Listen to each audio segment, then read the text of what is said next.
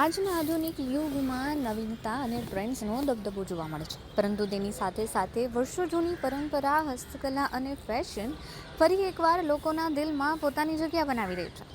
Old is ગોલ્ડની વિચારધારાને આજે ખાસ કરીને યુવા વર્ગ અને મહિલાઓ વધુ પસંદ કરી રહી છે.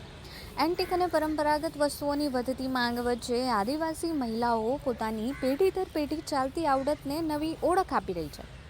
સુરત શહેર અને આસપાસના વિસ્તારમાં અનેક મહિલાઓ આજે ઘર બેઠા રોજગાર મેળવે છે. ઘર પરિવારની જવાબદારી સંભાળવાની સાથે પોતાની કળાનો ઉપયોગ કરી તેઓ આર્થિક રીતે આત્મનિર્ભર બનતી જોઈ રહી છે.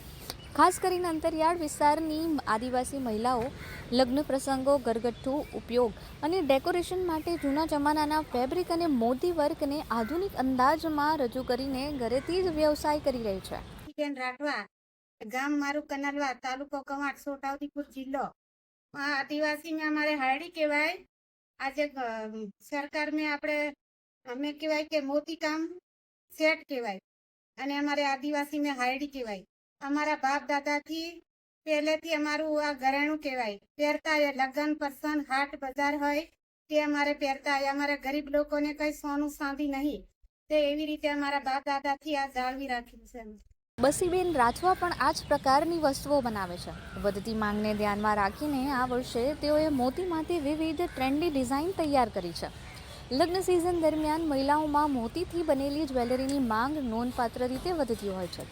આ જ્વેલરી પરંપરાગત પહેરવેશની સાથે તો સુંદર લાગે જ છે, પરંતુ તેની સાથે વેસ્ટર્ન ડ્રેસ પર પણ સહેલાઈથી પહેરી શકાય એવી હોવાથી વધુ લોકપ્રિય બની છે.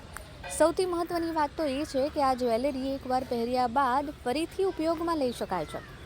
આ મોતીની જ્વેલરીમાં પ્લાસ્ટિકથી બનેલા મોતીનો ઉપયોગ થતો હોવાને કારણે એલર્જી થવાનો ભય રહેતો નથી. એટલું જ નહીં, તેમાંથી નેકલેસ, ઇયરિંગ, બ્રેસલેટ, એન્કલેટ અને કમરબંધ જેવી વિવિધ ચીજવસ્તુઓ આ મહિલાઓ સરળતાથી બનાવી દે છે.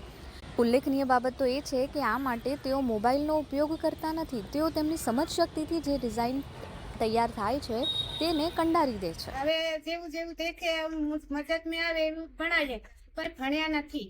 અમારા મગજમાં જેટલું થાય એટલું અમે મગજથી ભણાવીએ. અમે મોબાઈલ નથી, કોઈ વિડીયો નહીં દેશું, કોઈ નહીં. અમારે જે દિમાગમાં ચાલે એમાં અમારે ભણાવીએ. મારે 12-13 વર્ષની અંદરથી ભણાવવું.